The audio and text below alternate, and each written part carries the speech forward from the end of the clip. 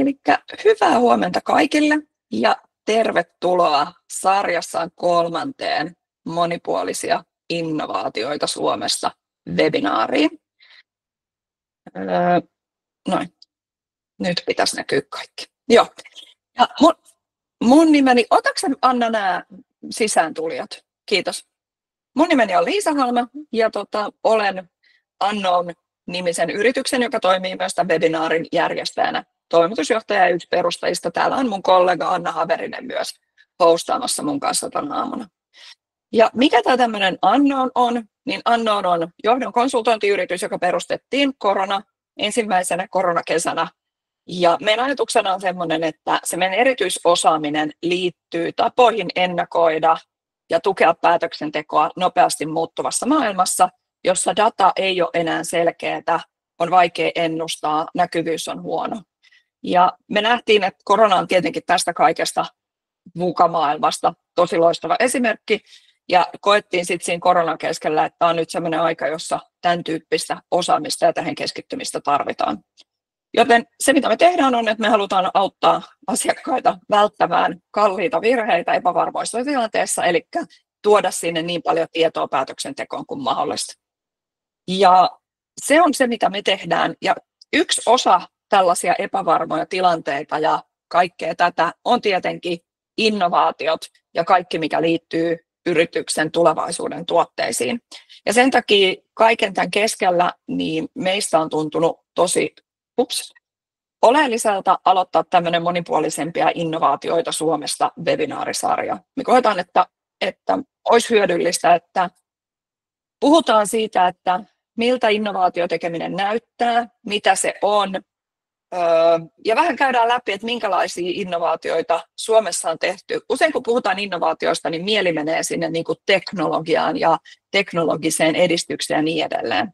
Jos nyt ihan lyhyesti, että mitä se innovaatio taas onkaan, niin me usein puhutaan niin kuin Suomessa, jos lukee lehtiä, niin usein se, missä innovaatio tulee esiin, on niin kuin, että on TKI-panostukset, eli tutkimus, kehitys, innovaatiopanostukset. No, tutkimus ja kehitys on usein sellaista, joka rakentaa olemassa olevan tiedon päälle. Tutkitaan jotain asiaa, vaikka nyt VTT tutkii jotain asiaa, sitten kehitetään siitä jotain ratkaisuja ja näin edelleen. Mutta innovaatio on se hetki, jossa se ratkaisu löytää kysynnän, eli sillä ratkaisulla ratkotaan jotain markkinalla tunnistettua ongelmaa. Innovaatio voi siis olla vaikka olemassa olevan teknologian hyödyntämistä uudessa paikassa. Teflon on tästä loistava esimerkki. Teflonhan keksittiin paljon aiemmin, mutta vasta kun joku keksi, että se on alun perin avaruuskäyttöön keksitty, mutta vasta kun joku keksi, että hei, sä voi laittaa paistinpannuun, niin se oli ikään kuin innovaatio, koska se oli jotain aivan uutta ja ratkaisi aivan uudenlaisen ongelman. No, nyt nämä innovaatiot on Suomen kasvun kannalta valtavan tärkeää. Meidän palveluvienti on Euroopan toisiksi alhainen ja meidän maan tuottavuus ei ole kasvanut vuoden 2007 jälkeen, mitkä nyt itse asiassa mä lisäsin tähän sen eilisen Sitra-raportin jälkeen, toisin kuin verrokkimaiden. Ja me ollaan kuitenkin maailman 6. innovatiivisin maata on mitattu patenttien määrällä, että mä en tiedä, onko tämä innovaatio, tämä on yhdestä artikkelista ja siinä puhuttiin innovaatiosta. Tämä on siis patenttien määrillä, että pitäisikö sanoa nyt sitten niin kuin invention eli keksintö, mutta silti meillä ei ole kasvua. Eli meillä on keksintöjä, meillä on kehitystä, mutta meillä ei ole sitä, mistä se raha tulee. Ja sen takia me tarvitaan lisää näitä korkean lisäarvon palveluita. Vihreät ja sosiaaliset innovaatiot voisi olla ratkaisu, palveluinnovaatiot voisi olla ratkaisu. Joka tapauksessa mikä tahansa, mistä saadaan vähän korkeampia katteita on ratkaisu. Ja sen takia ollaan haluttu nyt sit nostaa Gubbe esimerkiksi, koska Gubbehän edustaa tällaista sosiaalista innovaatiota, uudenlaista tapaa ajatella siitä, että mitä innovaatio voi olla ja mitä kehitys voi olla. Ja sen takia ihanaa Meri-Tuuli Laaksonen, että olet täällä tänään kertomassa Gubben tarinaa ja mistä Gubbe syntyi ja niin edelleen. Tervetuloa. Kiitos Liisa. Ihana olla täällä. Mä voisinkin sitten jakaa oman esitykseni ja lähdetään sitten siitä. Mä ajattelin, että me voitaisiin harjoitella ensin vaikka sitä näppäimen käyttöä sieltä, emojen käyttöä. Eli tosissaan, niin painakaa vaikka punaista sydäntä, jos olette kuullut kubbesta aikaisemmin. Mä en ole varma, että tuliko toi niin kuin ennen, vaan painakaa sitä punaista sydäntä, ja sitten tuli vasta käsky, että oli ainakin innokasta porukkaa. Mutta ainakin nyt vieläkin tulee sydämiä, eli on tuttu firma selvästi monelle, ja se on aina ilo nähdä, että ne markkinointirahat ei ole mennyt aivan hukkaan joskus taannoin. Mutta ilo päästä kertomaan omasta rakkaasta, kutsun vähän niin kuin kolmanneksi lapseksi tätä yritystä, koska se on tärkeä ja merkityksellinen, ja siinä on paljon onnistumisia, mutta paljon haasteita niin kuin niissä omissa lapsissakin. Mutta ensin mä halusin vähän esitellä itseäni. Mä olen siis 39-vuotias turkulainen tällä hetkellä. Ja minkälainen tausta mulla on, että miten olen päätynyt tähän pisteeseen, niin mä olen 15-vuotiaana ollut ensimmäisessä työpaikassani. En käy ihan jokaista työpaikkaa läpi, mutta tämän mä haluan mainita, koska mä olen ollut sosiaaliavustajan palvelutalossa silloin, ja mä tein käytännössä samaa työtä silloin yhden kesän, mitä meidän avustajat teki. Mielenkiintoista aina palata näissä hetkissä siihen, että miten se ympyrä sulkeutuu, että sieltä lähdettiin ja tänne päädytään. Sitten mä opiskelin fysioterapeutiksi, vuonna 2009 valmistuin, ja sen jälkeen sitten jatkoin terveystieteiden maisteriksi tuolla Jyväskylän yliopistossa ja fysioterapian opettajakoulutuslinjalta. Ja sitten töin muun muassa kuntoutuksen ja fysioterapian lehtorina Omnia-ammattiopistossa töitä. Sitten siinä kävi jotain, mä tulin raskaaksi ja löysin mun yhtiökumppanini Facebookin tällaisesta vauvaryhmässä, kun Huhtivauvat 2017, niin kuin kaikki kovimmat yrittäjät yleensä löytää. Ja me ystävystyttiin tosi syvästi ja nopeasti, ja meitä yhdisti tämmöiset niin kuin yritysideoiden sparrailu ja miettiminen, ja sitten mä kerron tästä sitten myöhemmin, mutta silloin kun sitten toista lasta odotin ja olin ihan viimeisillään raskaana ja laskettu aika oli marraskuussa, niin sitten samassa kuussa perustettiin Kuppe, ja Frida syntyi sitten seuraavassa kuussa, ja sitten Sandras tuli toimitusjohtaja, ja sitten toukokuussa viime vuonna niin tehtiin tämmöinen toimitusjohtajan vaihdos, ja Sandra siirtyi pois operatiivisesta työstä, on edelleen hallituksessa. Ei mitään draamaa ole ollut tässä, vaan ihan vaan muutos. Ja vähän menty sinne mun osa-alueiden suuntaan enemmän, niin tässä myös on ollut tämmöinen luonnollinen. Ja lähdetään ihan sieltä ongelmista, koska ongelmia riittää yhteiskunnassa, niin näitä pohdittiin Sandran kanssa silloin jo alusta lähtien. Tällä hetkellä tämä ikääntyvä väestö, vaikka meillä on paljon muutakin yhteiskunnallista ongelmaa ja kansainvälistäkin sellaista, niin se ikääntyvä väestö on silti suurimpia hiljaisia haasteitamme yhteiskunnassa. Hiljainen se on sen takia, koska tämä meidän ikäihmisväestö on kovin hiljainen, ja heillä ei omaa ääntä siihen niin kuin asioiden edistämiseen oikein ole. Että heitä ei enää oikein kuunnella, eikä he on aika voimattomia tässä meidän kehittyvässä yhteiskunnassa. Tämän hetken se ikääntyvä väestö kasvaa todella nopeasti.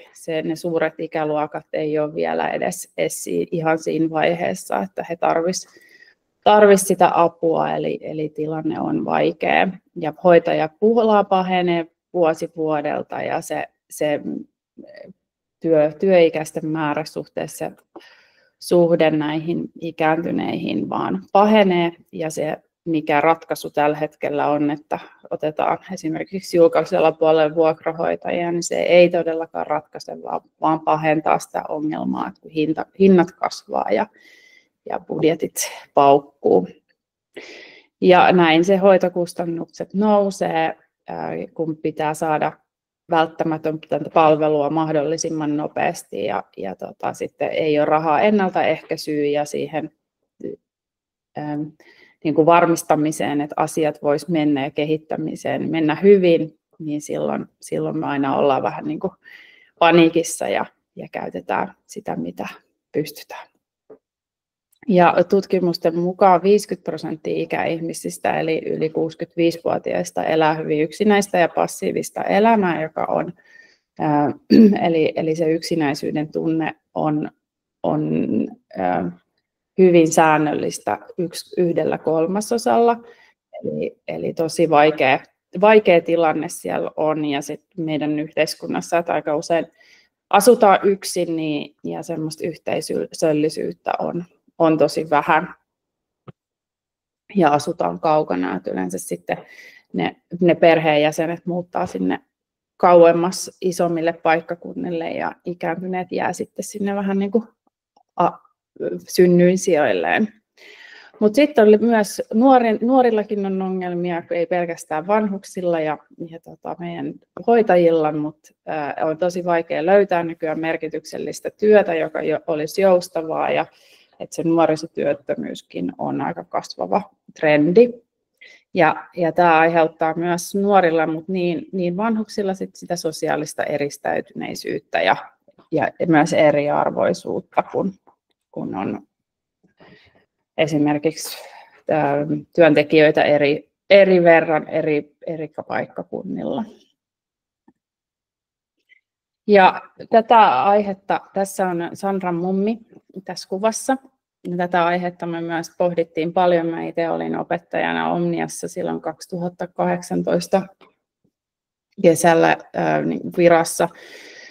Ja olin tehnyt siellä opiskelijoiden kanssa paljon töitä, mutta Sandra vähän niin, me oltiin Leppävaaran tuolla siellä ulkouimalassa, ja hän kysyi mulle, miten ei voi olla sellaista palvelua, jolle voisi luottaa oikeasti oman isoäitinsä. Että hän oli yrittänyt etsiä sellaista palvelua. He asuivat ihan lähekkäin, heillä on pieni perhe, Sandra on ainut lapsi. Ja siellä mummin luona kävi kotihoito, mutta hän oli hyvin arka lähtemään ulkoilemaan ja pysyy aika lailla siellä 4 seinän sisässä. Että se kotihoito kävi kyllä vain 3 kertaa päivässä antamassa lääkkeet, mutta hyvin sillain pikaisesti pistäytyen, eikä oikein tiennyt koska ja kuka sieltä tuli. Ja perhe olisi halunnut auttaa siinä, esimerkiksi suunnittelemaan sitä palvelua tai tukemaan jollain tavalla, niin se ei ollut mitenkään mahdollista. Ja sitten he olivat yrittäneet etsiä palvelua, missä saisi sellaisen luottohenkilön sinne käymään mummin luokse säännöllisesti. Tietää, että se ei hänen tarvitsisi joka päivä käydä, mutta varmistaisi, että siellä on kaikki hyvin ja olisi aikaa käydä ulkoilemassa, kun on arka ja yleensä ikääntyneen, kun toimintakyky laskee, niin silloin ulos lähteminen voi olla todella pelottavaa. Ja sitten kun se kynnys kasvaa, niin silloin sitten se myöskin vaikeutuu, ja kun ollaan pitkään sisällä saman pienessä tilassa, niin se liikkuminen vähenee valtavasti ja toimintakyky laskee. Ihmisen lihasmassa pienenee jopa 20% viikon täyslevossa. Eli se on ihan valtavaa se lihassulkastuminen, mitä voi tapahtua, kun liikkuminen vähenee, ja ikääntyneillä sit se vielä on kiihtynyttä. No sitten omasta puolestani, kun mä tein nuorten kanssa töitä silloin siellä tulevia lähihoitajia opetin, nämä on aina ollut, ja sitten mä kiinnostaa Sandraa myös kaikki trendit ja semmoinen myös niin kuin ollaan semmoisia hedonisteja myös itse, että halutaan nauttia elämästä ja tehdä tehdä asioita, mikä kiinnostaa. Ja sitten mä aina näin tämmöisen trendin niissä nuorissa, kun oli menossa sinne ensimmäisille työssäoppimisjaksoille vanhusten luokse, niin se oli aika semmoinen negatiivinen se fiilis ja ajatus sinne menosta ja aikamoista motivointia sai tehdä, mutta tämä ei tapahtunut kaikille, mutta isolla osalla, vaikka se tilanne siellä on ihan sitä niin kuin aika raskastakin työtä, mutta se fiilis sen jälkeen, että moni kokikin, että tämä voisikin olla ihan heille sopiva työ, että se tuntui merkitykselliseltä, he koki tosiaan, että he oli tarpeellisia ja sitten ne syvät sellaiset merkitykselliset kohtaamiset niiden joidenkin tiettyjen ikäihmisten kanssa, että moni toi just näitä kohtaamisia sieltä esiin, kun tuli palautetta, että niistä ne oli saanut eniten. Ja sitten me tätä mietittiin, että miten me saataisiin, kun hoitajapula kasvaa, meillä on joukko opiskelijoita, tekijöitä, joilla on vaikea saada työtä, koko alan imago on huono, että olisiko meillä mahdollista yhdistää nämä asiat jotenkin, että saataisiin se joukko, jotka osaa ja pystyy varmasti tekemään ruokaa ja siivoamaan ja keskustelemaan ja kuuntelemaan ja saada siitä vaikka rahaa ja me voitaisiin tuoda ihmisten näkyviin niin vanhustyö vähän positiivisemmassa valossa. Ja tämä me sitten toteutettiin no ihan heti, mutta ensimmäisiä asioita, mitä me alettiin tekemään, niin oli meidän brändi ja että minkälaiselta se näyttää ja minkälaisia viestiä me esimerkiksi halutaan tuoda ulospäin. Ja näin, että toi Olli Laaksonenkin hyppäsi tuonne linjoille, niin siellä on meidän värien ja brändin se, miltä se näyttää, niin luoja myös täällä kuulolla. No mikä meidän ratkaisu on, niin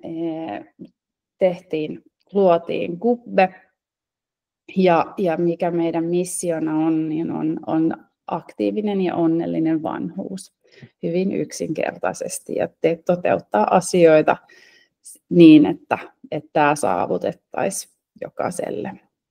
Ja mikä se visio on olla maailman paras vanhuspalvelu, ei enempää eikä vähempää. Ja mitä me tarjotaan, niin me tarjotaan ikäihmisille merkityksellisempiä vuosia kotona.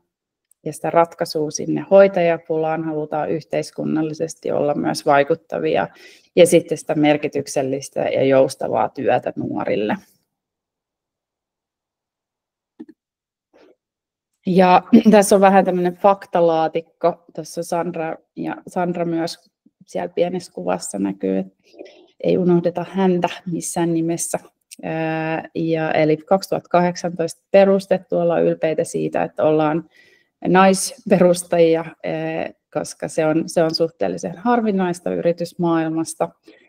Meillä on tullut semmoinen 15 000 avustajahakemusta tässä viimeisen parin vuoden aikana, eli ainakin ollaan saatu vanhuspalvelusta kiinnostavaa ja mielekästä ja tänne halutaan paikoista kilpaillaan, niin se on hieno juttu.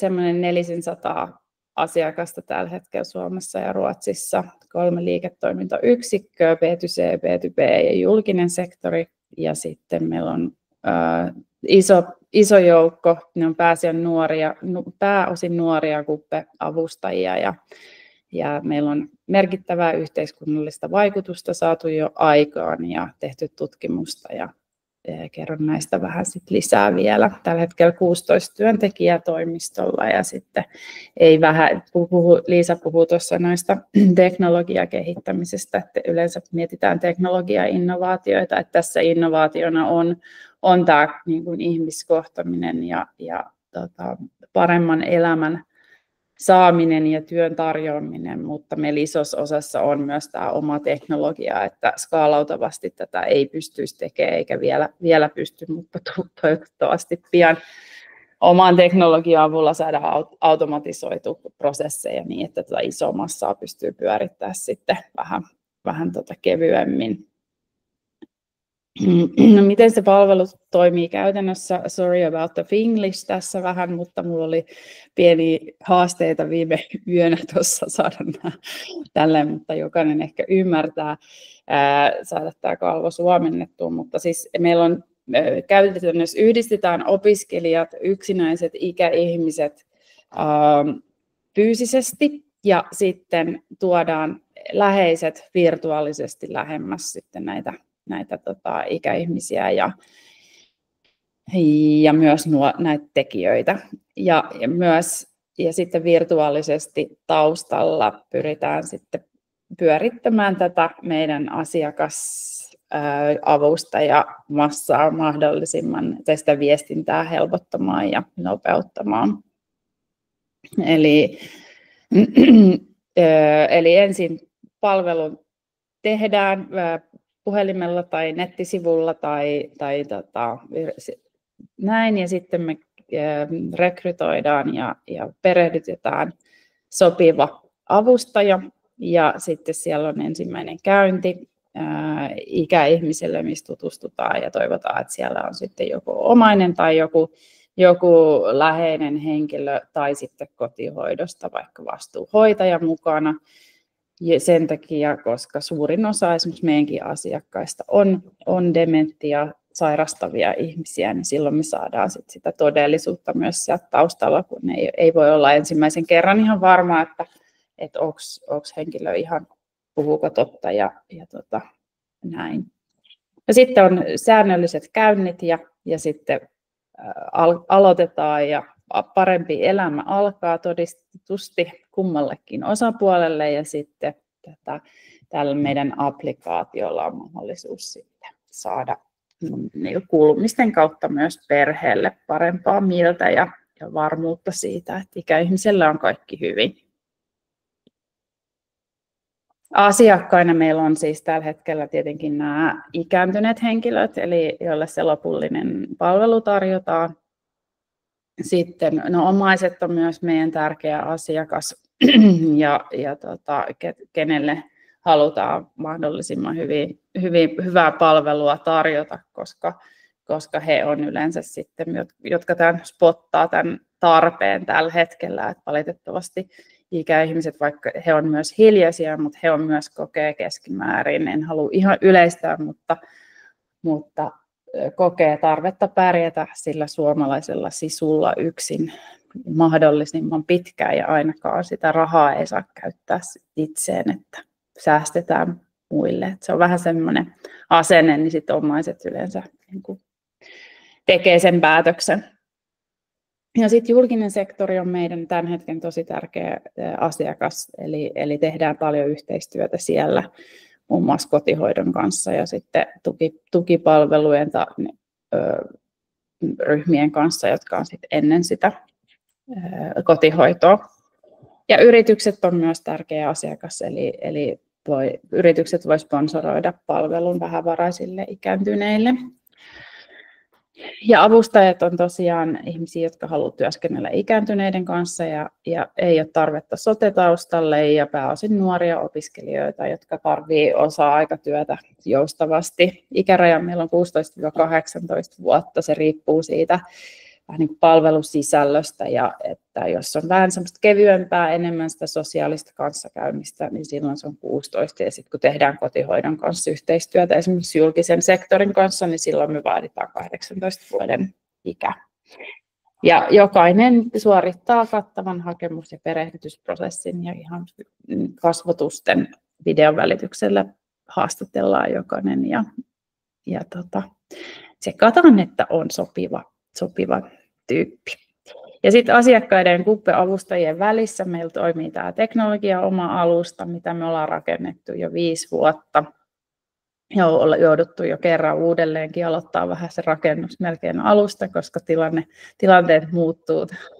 Innovaatio on semmoinen hyvin mukautuva elin tai jotenkin toisinpäin ehkä pitää mukautua siihen tilanteeseen ja muutokseen. Ja sitten siellä on meidän upea core-tiimi myös välissä sen teknologian kanssa tekemisissä kehittämässä sitä, jotka sitten varmistaa tämän, kutsutaan meidän yrityksen sydämeksi, jotka varmistaa sen, että asiakkailla on hyvä palvelu ja meidän työntekijät on siellä, tai avustajatyöntekijät on sitten tyytyväisiä ja jaksavat tehdä sitä mahdollisimman laadukkaasti sitä työtä. No, tässä on vielä eritelty nämä eri liiketoiminta-alueet, eli meillä on se niin kuin innovaationa tavallaan se, että me voidaan ottaa mahdollisimman monesta suunnasta asiakkaita, että maksajalla ei ole tai tilaajalla välttämättä väliä, että se perus työ ja tekeminen pysyy mahdollisimman samana, niin silloin me voidaan myös palvella tosi eri sidosryhmiä saman ajatuksen kanssa.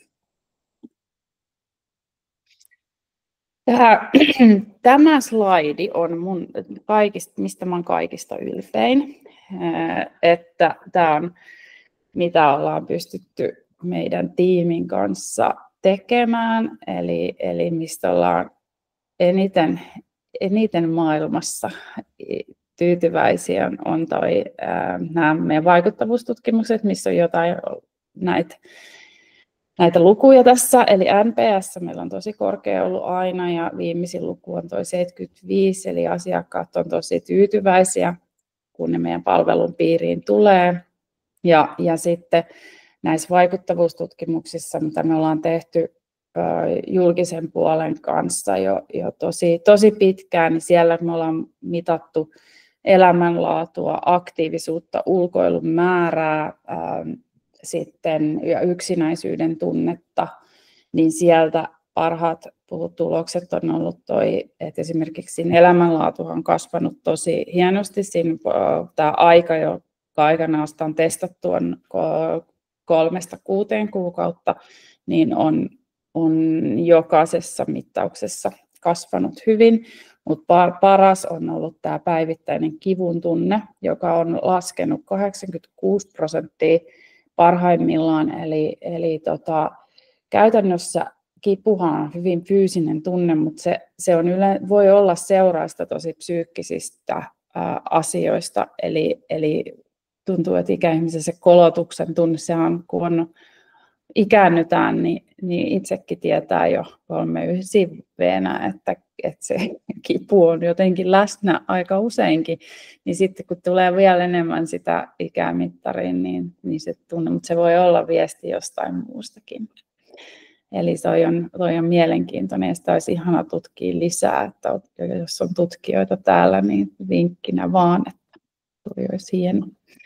No, mutta sitten fyysinen aktiivisuus ja ulkoilun määrä on kasvanut 3 kertaa, eli siellä on yleensä siellä on valikoitukin myös asiakkaita, jotka on vähän passivoituneet sinne kotiin, mutta se, että ollaan päästy, kun käyntejä on ollut heillä kerran viikossa 2 tunnin ajan, niin silti ollaan päästy 3-kertaisiin lukemiin, eli se kertoo vaan siitä, että kuinka paljon se pelko tai muut semmoiset tunteet on läsnä, jotka estää sen ulospääsyn.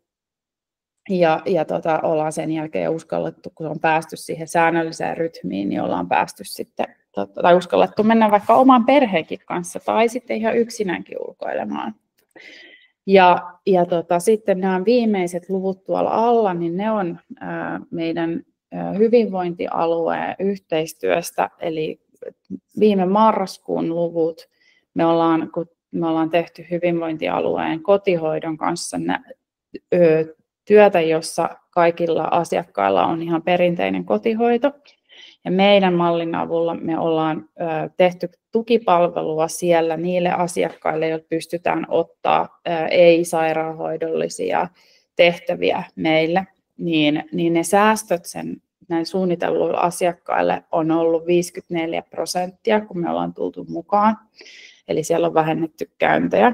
Mutta samaan aikaan, kun me ollaan oltu täällä, niin palvelutunnit on näillä asiakkailla lisääntyneet 34%. Eli me pystytään tehokkaammin tuottamaan pidempiä käyntejä, siis kustannustehokkaammin tekemään pidempiä käyntejä. No tässä on vähän, mä haluan vielä palata siihen, niin kuin mistä tämä kaikki lähti, koska kyseessä on nyt innovaatioluento, niin jotenkin teki mieli palata sinne alkuun. Niin tässä on muutamia kuvia. Tuossa keskellä on Ollin kumppanini luoma tommonen vision board, missä on tämä meidän ihan ensimmäinen vähän niin kuin brändivärit ja kaikkea. Ne on pysynyt sitten ihan tuollaisena samana. Mä otin valokuvat, mä oon tämmöinen valokuvausharrastelija ja siellä on mun äiti ja mun sisko tuossa kuvassa siinä keskellä. Et itse tehtiin kaikki niin silloin alkuun. Sitten tuossa on kuva musta ja Sandrasta tuossa Startup-saunalla. Me oltiin semmoisessa kiihdyttämässä, että jos niin kuin uuden yrityksen perustaminen tai jonkun uuden tekeminen kiinnostaa, niin suosittelen kyllä vahvasti menemään tällaisiin niin kuin vaikka lyhyisinkin kiihdyttämöihin, missä saa palautetta ja raakaa rehellistä mahdollisuuden pohtia niitä ongelmakohtia ja ihan sanomaan vaan ääneen ensin, että nyt mä oon päättänyt tehdä jotain tällaista, koska se tuntuu, se oli jopa pelottavinta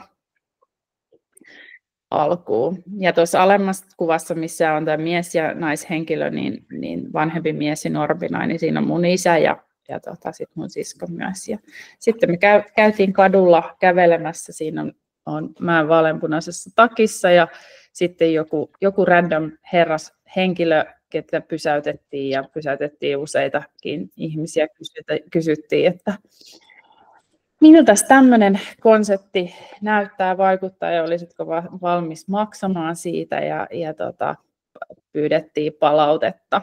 Ja tästä muistan hyvinkin hänet ja saatiin hyvää positiivista tsemppaavaa palautetta tuolta ja uskallettiin lähteä eteenpäin. Ja ensimmäiset avustajat ja asiakkaat sitten saatiin, ollaan tehty tosi paljon PR:ää aikoinaan ja tämä oli ensimmäinen, että silloin kun meidän rekisteröitiimme yritys PRH:lle, niin silloin marraskuussa 2018 niin saatiin myös Turun Sanomien juttu, eli he kirjoitti meistä tosi kivan jutun ja silloin aamulla me saatiin 3 asiakasta ja 3 asiakasliidiä sieltä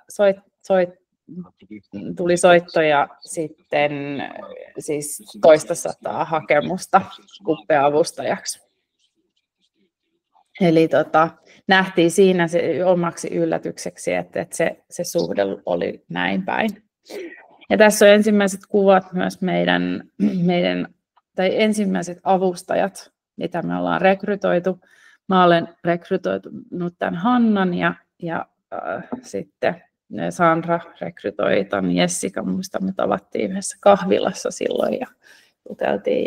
Ja Hannan itse asiassa tapasinkin just ihan tuossa pari viikkoa sitten, kun hän oli jotain mun toista esitystä katsomassa, niin oli kyllä vierähti kyynel poskelle, kun hän oli siitä on kuitenkin 6,5 vuotta aikaa, niin tuli tosi tunteikas olo, että kuinka iso juttu tämmöinen niin kuin osa-aikatyö voi olla nuorelle ensimmäisenä työnä.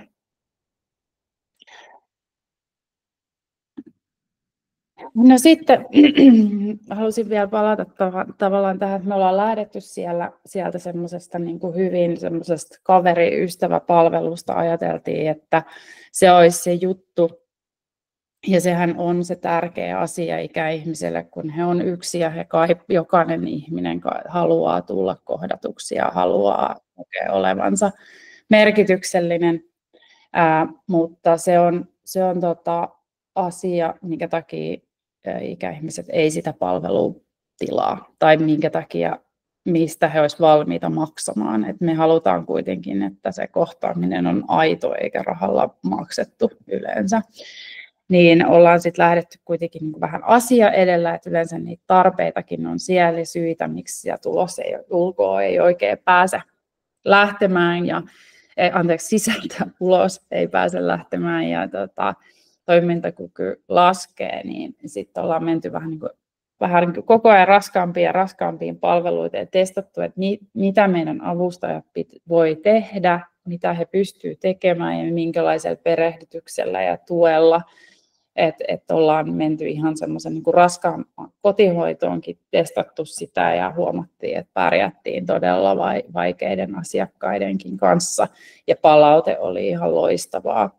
Se vaati kyllä meiltä sisäisesti tosi paljon tukea ja se oli ihan erilainen palvelu, mutta sieltä kun tultiin sitten taas vähän takaisin, eli päädyttiinkin, silloin tarjottiin ihan siis hoitajapalveluita myös, mutta päädyttiin siihen, että se vaatisi meille sen verran ison panostuksen, että me voitaisiin, tajuttiin, että voidaan toimia vähän niin kuin kotihoidon kumppanina niin, että joku toinen, joka osaa sen hoitajan perehdykset ja sen niin me voitaisiin tukea heitä vähän niin kuin heidän valvonnassa.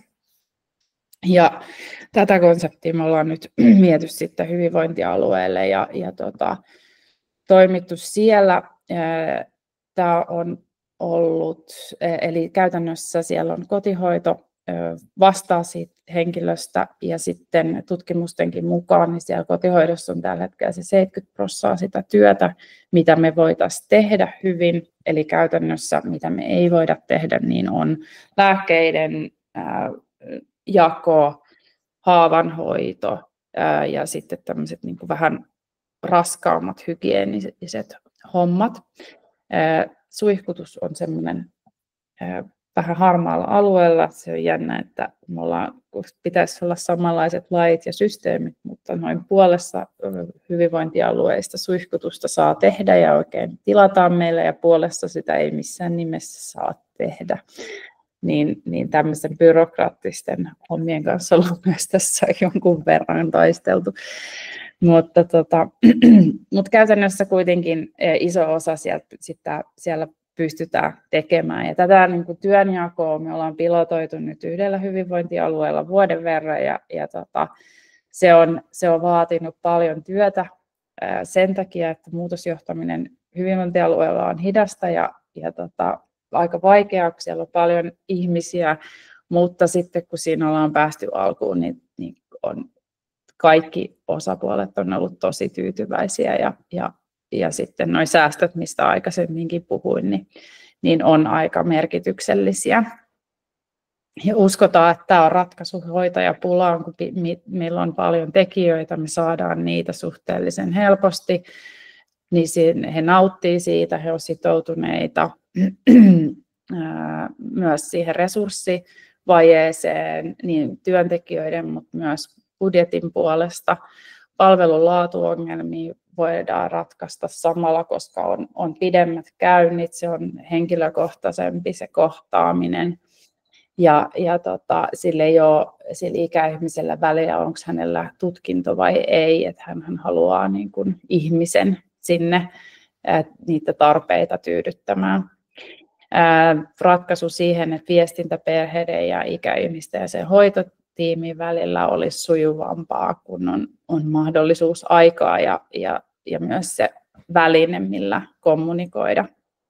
Ja sitten myös sen niin kuin tämä tukiteknologia, eli tarkoittaa sitä, että pystytään isoja massoja myös pyörittämään helpommin tällä meidän mallilla. No, tässä on vähän kertausta vielä, että miten, mihin ollaan nyt päästy näiden vuosien aikana. Eli meillä on 0 asiakkaasta, on tuhansia autettuihin ikäihmisiin ja mahdollistettu aktiivisempi ja onnellisempi elämä ja aloitettu näistä meidän omista käynneistä. Meillä oli omia asiakkaita, mitä käytiin ilmaiseksi auttelemassa ja katsottiin, että mitä pitää oppia vielä lisää. Ja nyt meillä on semmoinen 15 000 avustajan yhteisö, tai itse asiassa tuossa nyt vähän väärin, ei ole ihan noin monta siinä yhteisössä, mutta niitä meidän hakemuksia tullut. Ja lähdettiin 2500 eurosta omaa rahoitusta ja meihin on uskottu tosi paljon, että siitä ollaan tosi kiitollisia, että että tämä on koskettanut esimerkiksi sijoittajia ja että me ollaan saatu 7 miljoonaa tähän myös rahoitusta, jolla on pystytty sitä markkinointiakin tekemään. Ja Turusta lähdettiin ja koko Suomeen ja Ruotsiin. Käytiin myös UK:ssa 1,5 vuotta kääntymässä ja tajuamassa, että mahdollinen markkina, mutta liikaa rahaa kuluu tähän avaamiseen, niin piti tulla sitten vielä tänne Suomi-Ruotsi-akselille varmistamaan, että tehdään asiat oikein. Ja koetaan, että ollaan saatu muokattua antitrendeistä, vähän niin kuin megatrendejä ainakin nuorten keskuudessa. Ja sitten vaikuttavuustutkimukset, mistä mä itse olen niistä kaikista ylpein, että on saatu sit oikeasti näkymään sitä, että tällä on vaikutusta. Ja sitten ne kustannussäästöt laadun paranemisesta huolimatta on sitten mahdollistettu. Ja tämän kuvan mä laitoin siihen, että me oltiin Vogue Skandinaviassa, meistä tehtiin juttu Sandran kanssa, niin mun mielestä tässä on hienoa se, että tällainen trendimuotilehti haluaa puhua vanhuspalveluista. Että se on sellainen asia, mitä halutaan tuoda näkyväksi semmoisissa kuuleissa paikoissa, eikä se ole vaan semmoinen harmaa tilasto joku. Ja no mä olin vähän listannut ja mulla on tässä vielä aikaa. Mietin, että mutta ehkä mä yleensä kiinnostaa tämän rahoituksen puolia vähän, että minkälaisia vaiheita on niin kuin käyty läpi, eli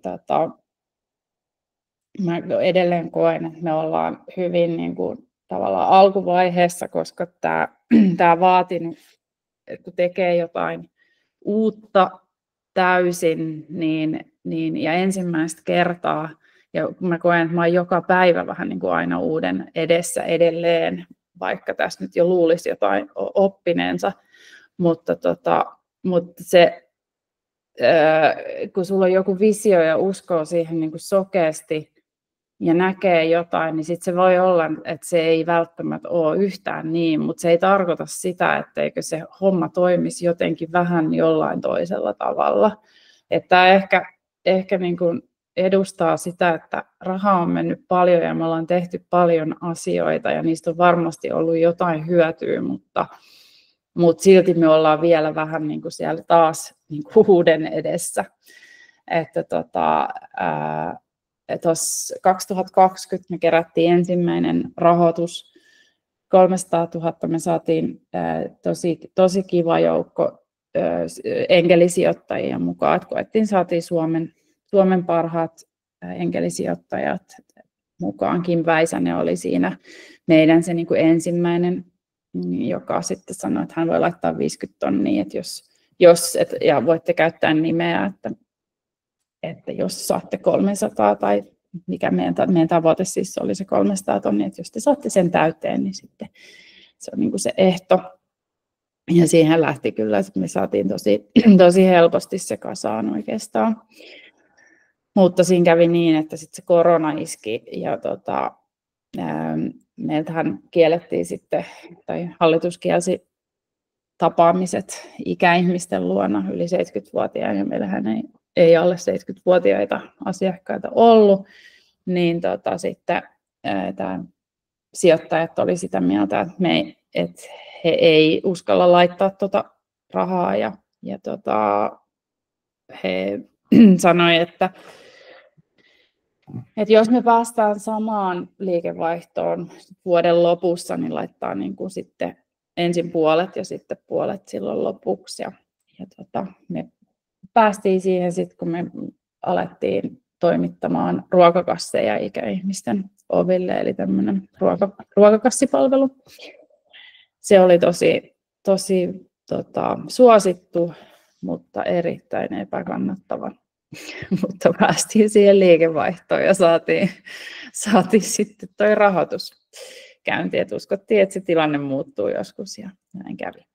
No sitten 2021 me kerättiin seuraava kierros, kun toi raha loppui aika nopeasti Suomen markkinointiin käytettiin ja rekrytointiin lisätekijöitä. Ja 2021 sitten meillä oli se 1,7 miljoonan kierros, missä saatiin sitten ensimmäinen vähän niin kuin isompi family office mukaan ja avattiin Ruotsin markkinaa silloin 3 hengen tiimi Suomesta käsin. Ja 2022 sitten A-kierros vaihtovelkakirjalainalla, eli he ei ole sitten vielä virallisia osakkaita, eli 4 miljoonan kierros. Ja sitten siinä avattu tuo UK-markkina ja siellä perustettiin paikallinen 5 hengen tiimi. Ja sitten meillä tuli tämmöinen vähän niin kuin yllätyskeissi, japanilainen sijoittaja otti meihin yhteyttä, että on kuullut meistä hyvää ja oli tämmöinen HR-yhtiö, jotka oli kiinnostunut tästä meidän rekrytoinnista, että miten me tehdään sitä, niin he laittoi sitten 1 miljoonan siihen vielä päälle ja se tuli semmoiseen aikaan, että ei oltaisi tässä, että jos että jotenkin asiat vaan tapahtuu, kun uskoo, että hyvää tapahtuu, näin sanotusti. Ja sitten 2024 me tehtiin sitten suunnitelma kannattavuuteen, eli nyt ensi vuoden alussa pitäisi sitten olla kannattavia ja me tehdään asioita nyt tosi eri tavalla ja keskitytään ehkä enemmän yhteen asiaan ja tähän julkisen puolen kehittämiseen. Tämä on tämmöinen ihan niin kuin nice to have lisähomma, koska minua alkoi kiinnostaa tämä, että miten sosiaalisen innovaatiosuunnittelu tehdään. Ja mä laitoin mun parhaan ystävälle kysymyksen, eli ChatGPT:lle, että minkälainen se prosessi on. Niin mun mielestä oli hauska, mulla oli pakko jakaa tämä, koska tämä on mennyt niin kuin aika tämän mukaan, että jos on kiinnostunut asiasta, niin tällaihan se menee, että ensin tunnistetaan se ongelma ja haasteet. Joku alkaa ärsyttämään super paljon ja mietitään, että kellä se on se asia. Ja sitten pitää ymmärtää se käyttäjä paremmin, että pitää käydä niitä keskusteluja ja niitä käytiin. Ja sitten kehitetään sitä konseptia ja sitten varmistetaan se toteutettavuus, miten sen oikeasti pystytään tekemään. Ja sitten kun sitä tehdään, sitten otetaan palautetta ja huomataankin, että homma ei menekään näin. Ja sitten katsotaankin, ketä se voisikin kiinnostaa. Ja sitten sitä vaikuttavuuden mittaamista tietysti, että saadaan lisää myyntiä ja ymmärrystä ja ehkä syitä myös itselle, että miksi sitä kannattaa tehdä ja sitten skaalataan, mutta ehkä voi olla, että eri järjestyksissä. Mutta tämä oli mun mielestä jotenkin lohdullinen, että jotain on ehkä tehnyt oikein, että tämä oli sellainen opetus itsellekin.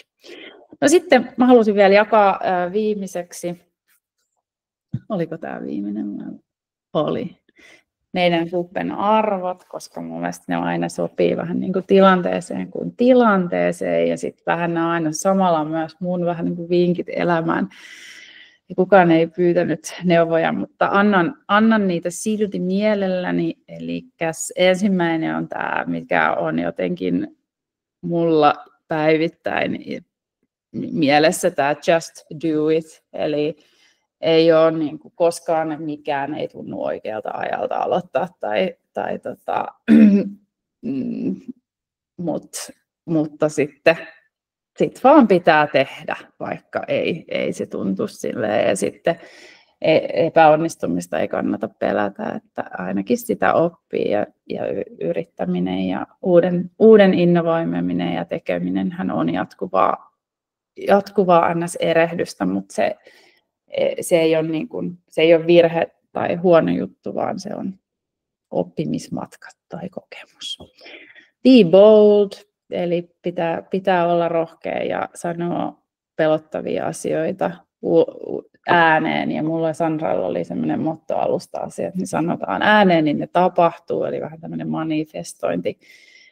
ajatus myös ehkä tälleen, jos nykypäivänä, että vaan rohkeasti sanoo, ja sitten kyllähän ihmiset on aika avuliaita loppujen lopuksi, että sit moni haluaa auttaa ja kertoa vaikka jonkun asian, miten sitä voisi edistää.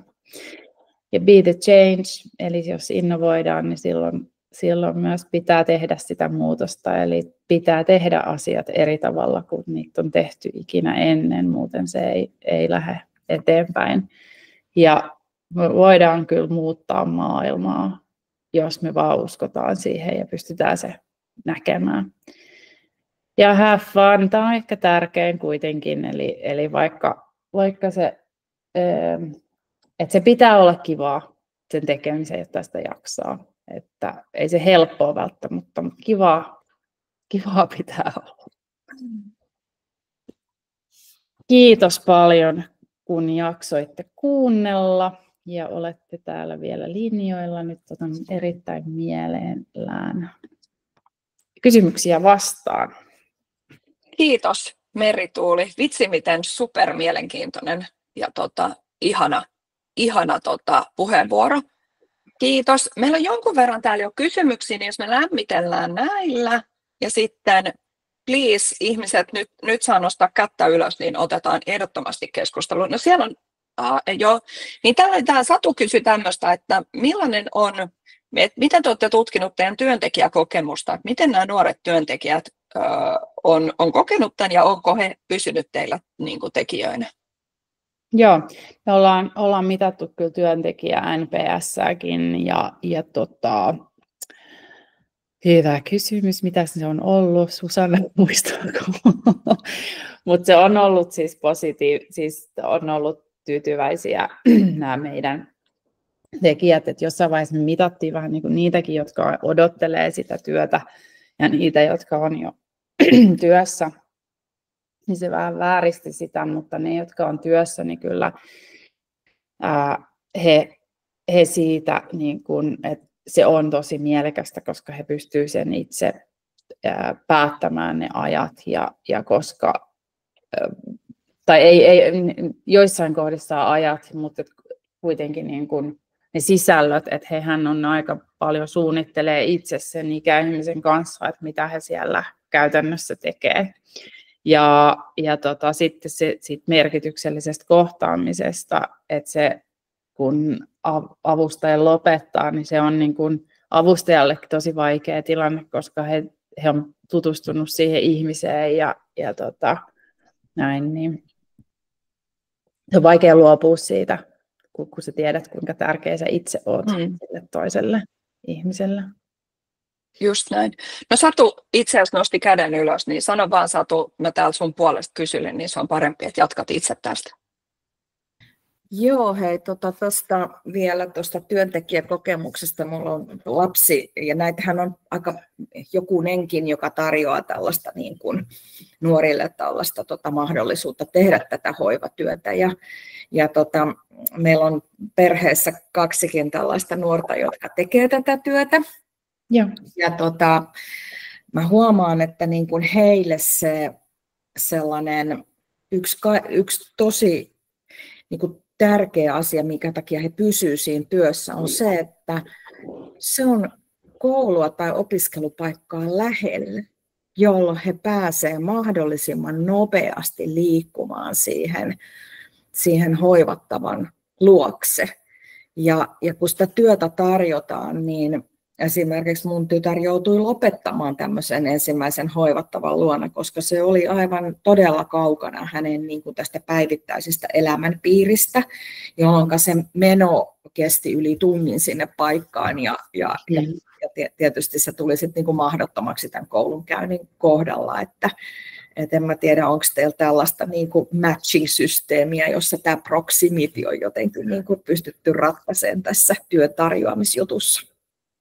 Joo, tosi tärkeä pointti, mitä oikeastaan niin kuin itse muistaa edes korostaa ikinä, että itse asiassa ensimmäinen teknologiakehitys oli tämmöinen, että me pystyttiin mittaamaan nopeasti sitä niin kuin asiakkaan ja kuppiavustajan välimatkaa.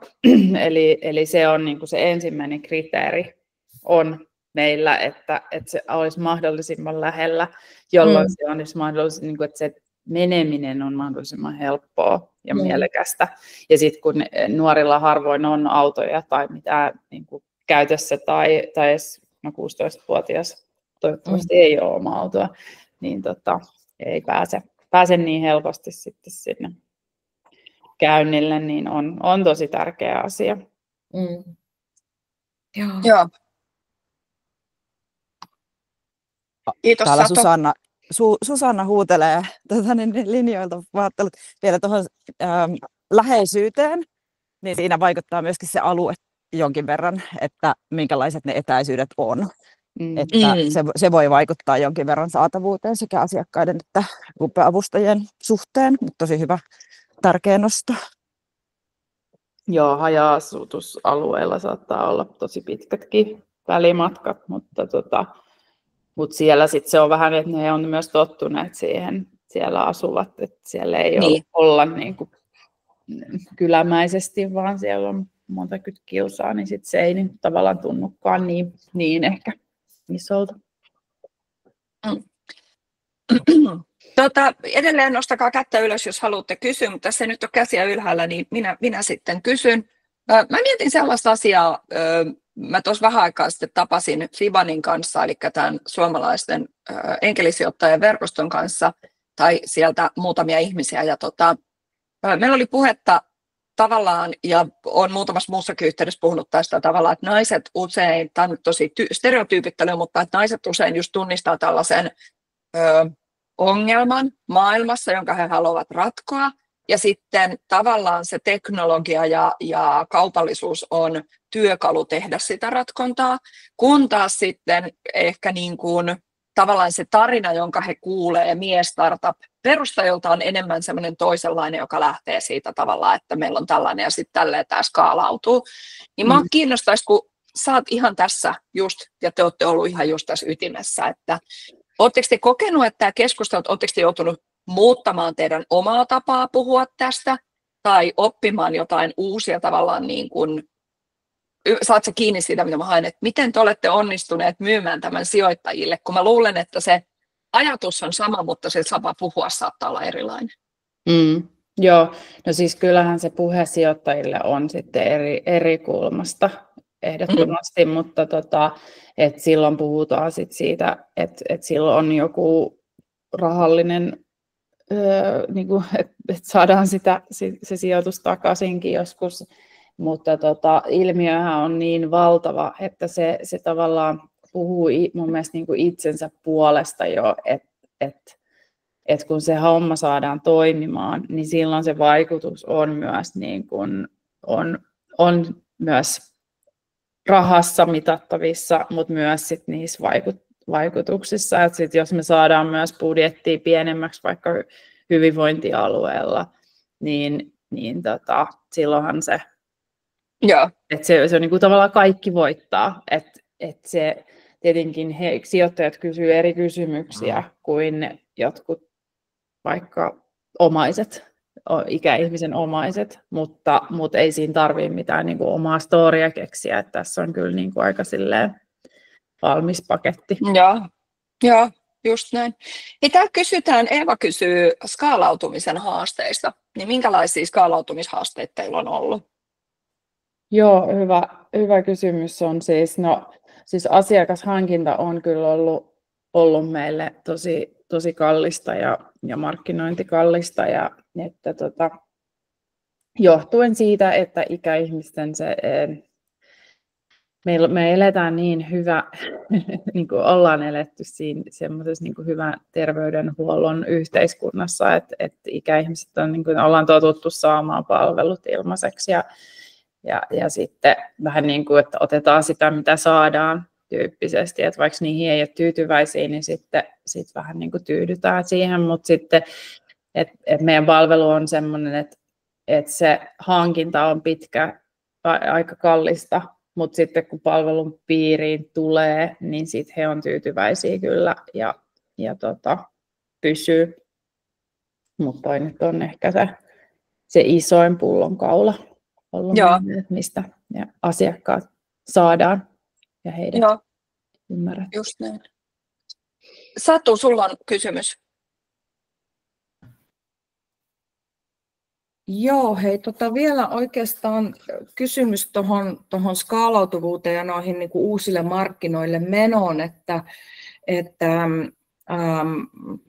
mä olen ollut tuolla Aasiassa itse viimeiset 4 vuotta, niin tämmöisellehän on ihan siis huutava pula jossakin siellä suunnalla ja varsinkin tuolla Japanin suunnalla, että siellä on hyvin paljon aivan yksin eläviä vanhuksia ja näin, että jolla ei ole ketään omaisia esimerkiksi enää elossa ja se on ihan järkyttävän kokoinen markkina jonkun tämän tyyppiselle niin kuin ratkaisulle.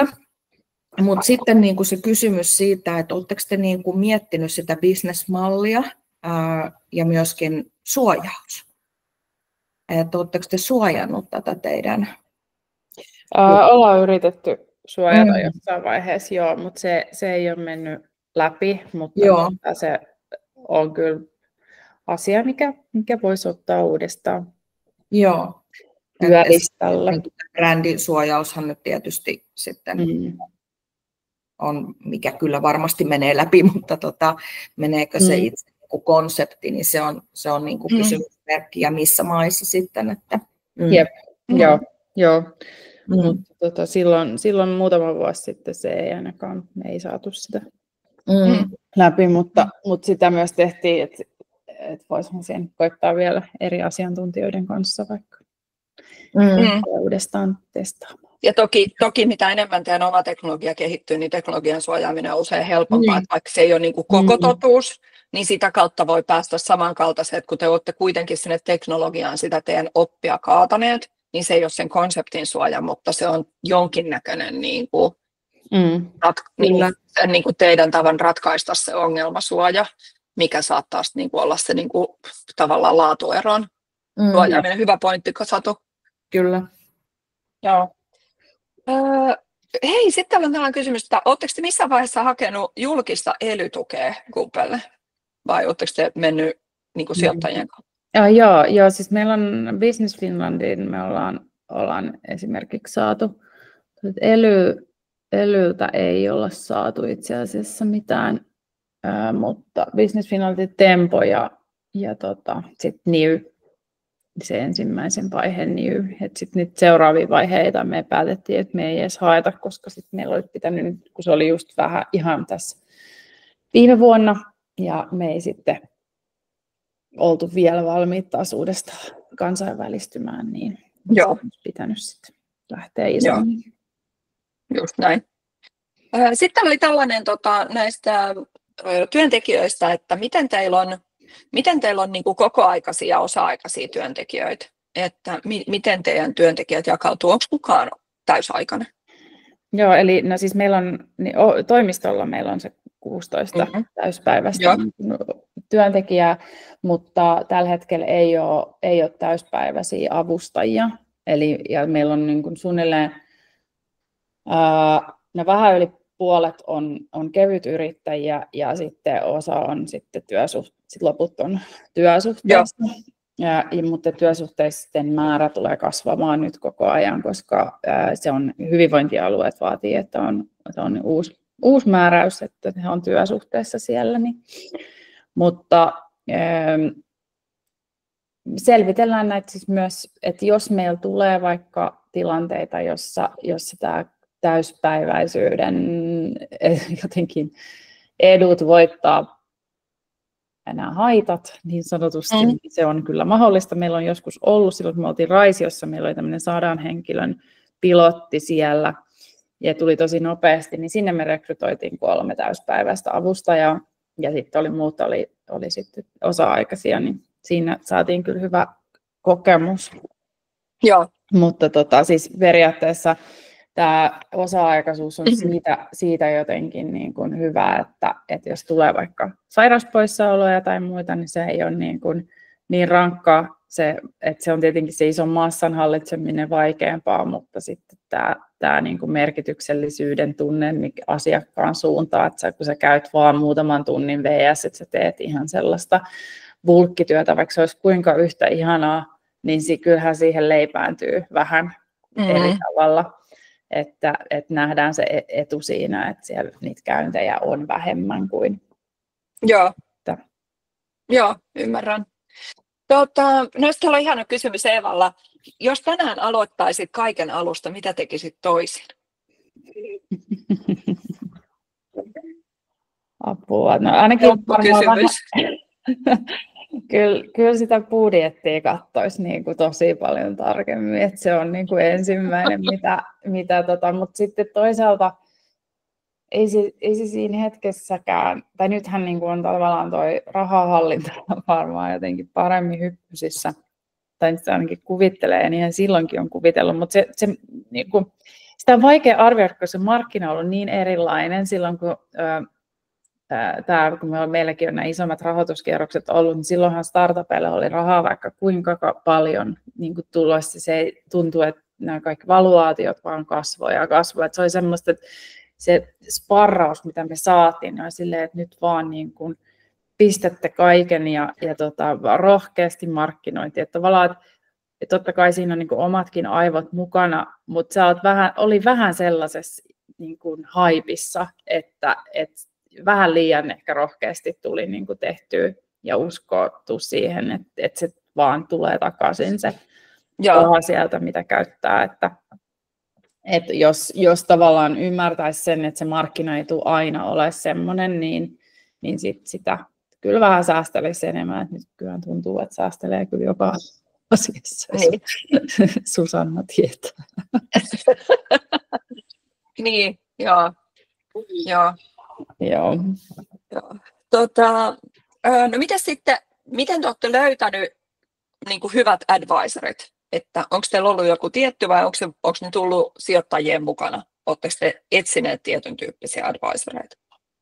No, meillä ei ole semmoista ollut ikinä oikein mitään semmoista pysyvää advisor boardia, tai että meillä on tosi hyvä hallitus ollut aina, aika sellainen kuin semmoinen ammattimainen näiden meidän sijoittajien puolesta, että me on niin kuin se homma saatu kyllä aika nopeasti sillä raiteilleen, mutta me ollaan kyllä aika semmoisia niin kuin sosiaalisia persoonia Sandran kanssa kummatkin, että verkostoidutaan aika sillä helposti ja vähän niin kuin samassa tilanteessa olevia ollaan kyllä kontaktoitu paljon ja startuppeja ja näin, että tuntuu, että sitä apua on kyllä aina saanut silloin kun tarvii. Se on kyllä vaihdellut aika paljon. Mä niin kuin, ei osaa oikein nimetä. Tuntuu, että niitä tulee sitten ihmisiä aina vastaan, keneltä kysyä. Joo. Mä tarjon sulle tällaisen ajatuksen, mitä olen itse jotenkin huomannut tekeväni, että jos mulla on joku tietty kysymys yritykseen liittyen, niin jossain vaiheessa sitä vaan oppii, että kandee olla ihmisiin niin kuin yhteydessä. Että jos mulla on sellainen, että mihin mä haluaisin niin kuin toisen näkökulman, tai jos on joku asia, mitä mä en ymmärrä, niin ehkä semmoinen asia, mitä itse olen oppinut, on, että ihmiset kyllä yleensä haluaa auttaa.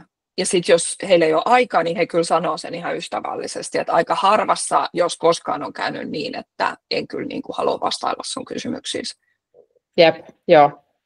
Ton on huomannut kanssa, se on ollut ihan hirveän ihanaa. Ja sitten että kyllä se nykyäänkin sen takia haluaa kyllä aina auttaa muita, kun tulee, että sen niin kuin tulee oikein semmoinen, että nyt toi kysyy oikeasti multa. Just näin. Nyt kun alkaa tulla niin päin, niin se tuntuu kyllä itsestä vaan siis tosi hyvältä, että mä oon tosi kiitollinen ja kiireisissäkin hetkissä, vaikka mä oon niin tämäkin viikko ollut tosi kiire, niin eilen mä tunnin sparrasin yhtä aloittelevaa yrittäjää ja se toi mulle niin paljon iloa ja semmoista tsemppiä, kun mä näen, että hän niin kuin sai siitä jotain seuraavaa niin kuin siihen, siihen tekemiseen. Just näin. Ja sitten Markku kysyi tällaista, että hoidatteko te niin kuin myös ihmisten talous- tai omaisuuden hoidon asioita? Että otatteko te tavallaan tällaista roolia ollenkaan? Ei, me ei olla siihen ryhdytty nyt ihan semmoisen, niin kuin minimoidaan tavallaan kaikki riskit. siinä, että esimerkiksi käteistä rahaa me ei saa tai ei saa niin kuin, ja siis käteistä rahaa voi niin kuin pieniä summit, jos käy vaikka puolesta kaupassa, niin sitten se, mutta esimerkiksi mitään niin kuin, pankkikortteja ja muita niin ei käsitellä, että ei oteta vastuuta siitä. Ja sehän on tosi säänneltyä Suomessa raha-asioida, mutta mun mielestä niin kuin tavallaan toi Markku, mä sanoin tämän, mä kuitenkin kysyin tämän, kun mun mielestä tämä on tosi hyvä pointti, että tekin varmaan näette sitä, että ne ikäihmisten talousasiat tarvitsisi jonkun hoitajan usein. Että hehän on myös tässä suhteessa aika haavoittuvassa asemassa. On, ja siis niin heitähän targetoidaan näihin huijauksiin aivan järkyttävästi, että niin kuin mulla on fiksu isä, joka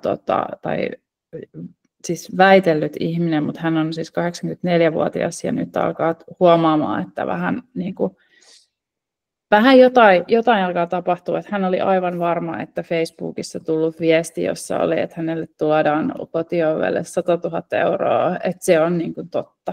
Että se oli jotenkin niin targetoitu siihen hänen elämäntilanteeseen se viesti, että jotenkin hän ei millään meinannut uskoa sitä, että se ei ole.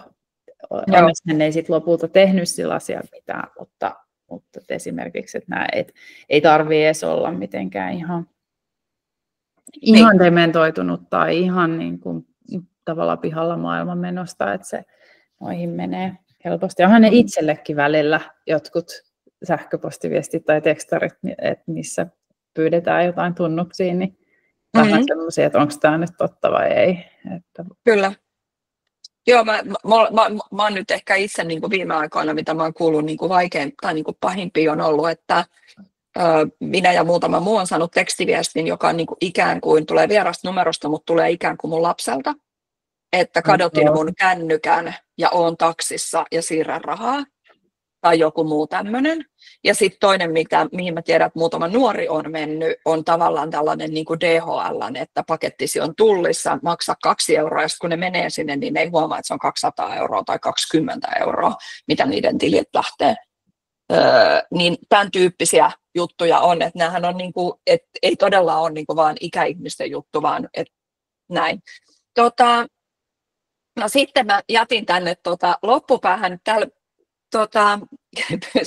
kehotaan teidän brändiä ja sitten mietitään, että minkälaisia vinkkejä teillä on alkavan firman brändin rakentamiseen ja tietenkin myös Ollin kommentit kiinnostaa. Nyt tässä vaiheessa spoilaan sen verran, että mä en siis itse ainakaan, mä tiedän nyt, että Anna oli tämän tajunnut, mutta minä en ollut tajunnut ajoissa, niin siis me siis pyydettiin Merituuli tänne ja sitten Anna toisaalla pyysi Ollia tulemaan toukokuussa, että jos brändin rakentaminen kiinnostaa enemmän, niin Olli on lupautunut tulemaan vastaavaan webinaariin toukokuussa, mutta toki kysymme nyt myös, että jos Olli vielä on linjoilla, mä en tiedä, että onko hän vielä täällä, mutta toki, niin kuin, että mitä itse ajattelet, Merituuli, tästä aloittelevan yrityksen brändin rakentamisesta, ja tietenkin Ollin kommentit myös tervetulleita, jos Olli vielä täällä on. No kiitos siis ensinnäkin. Koen, että brändi on kyllä semmoinen onnistunut asia meidän yrityksessä, mutta mitähän vinkkejä siihen nyt olisi? Ehkä sellainen, että se on tärkeää, että se erottuu massasta. Että meillähän on, niin jos mietitään ihan nimeä, niin sekin, että se jää mieleen, että jos se aiheuttaa negatiivista ja positiivista, että joku vihaa sitä, joku rakastaa, niin se on yleensä hyvä asia, että että jos joku sanoo jotain pahaa, niin se ei tarkoita automaattisesti, että se olisi huono, vaan jos se aiheuttaa tunteita sussa, niin se on niin kuin, että kaikki tunteita aiheuttavat asiat on yleensä positiivisia juttuja sitten siinä.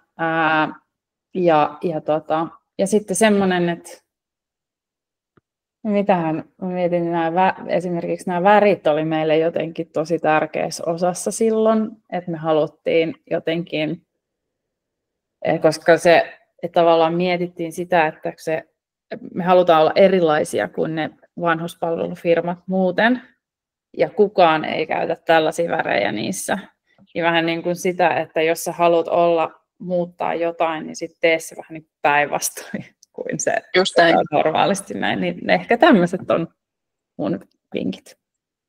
Joo, mehän silloin, kun me lämmiteltiin tätä webinaaria, meillä oli keskusteluakin tavallaan siitä, että kun teidän kuvissa ensinnäkin siis ei ole vain harmaata, vaikka kyse on vanhuksista. Yleensähän se on vähän sellainen beige.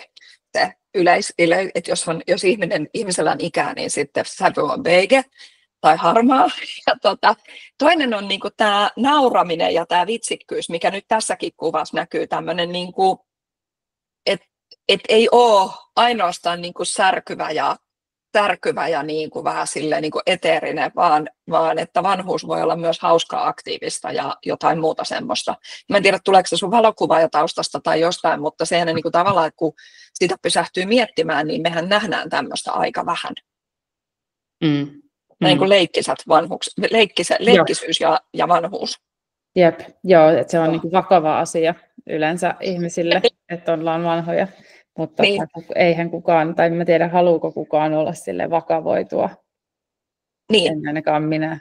Että sitten jotenkin se, että on jo ehkä se just, joo, en mä osaa sitä selittää, mutta mun mielestä se oli sellainen niin kuin ensimmäinen tärkeimpiä asia, että ne on positiivisia ja iloisia, että mitä me halutaan palvelulla luoda, on iloa ja aktiivisuutta ja semmoista aitoa lämpöä ja välittämistä, eikä sitä tulla maski päälle antamaan niin kuin valkoinen takki päällä kuuntelemaan sydämenlyöntejä. Just näin. Niin, kuunnellaan mieluummin tarinoita kuin sydämenlyöntejä. Niin. Tai sekä että. Niin, ja tärkeää sekin, mutta se, niin kuin, se on se. Niin. No. Olli oli ehtinyt tästä jo lähteä, mutta tosiaan siis Olli tulee toukokuussa puhumaan meille.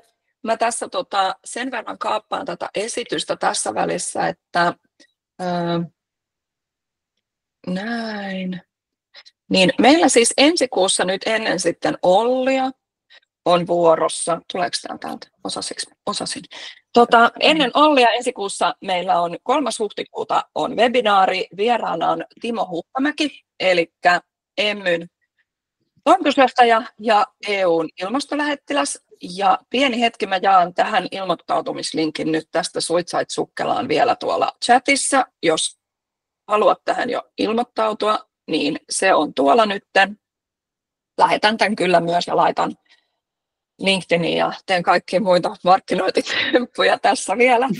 Mutta tämä tiedoksi kaikille läsnäolijoille. Anna, tuleeko sulla mieleen Merituulille jotain kysymyksiä? Mä oon nyt mun mielestä käynyt nämä meidän täällä chatissa olevat kysymykset jotakuinkin kaikki läpi. No mulla on yksi tuossa ajatus vielä, mutta joo. Ei, kiitos. Tässä oli hyvin perusteellisesti käyty kaikki. Minulla oli täällä muutamia muistiinpanoja, mutta kaikki teemat on kaluttu huolellisesti läpi. Kiitos tosi paljon. Tätä on ollut tosi kiinnostava kuunnella. Kiitos teille ja kiitos ihanista kysymyksistä. Ja konnektoikaa linkkarissa vaikka, jos haluatte jatkaa seurailua. Kiitos ihan valtavasti Merituuli, kun olit. Ja kiitos kaikille läsnäolijoille ihanasta aamusta. Ja teille toivotan kaikille tosi kivaa päivänjatkoa. Ja nähdään suunnilleen kuukauden kuluttua, 4 viikon kuluttua Timon kanssa. Ja loistava homma. Kivaa päivää kaikille ja kiitos Merituuli. Kiitos. Kiitos.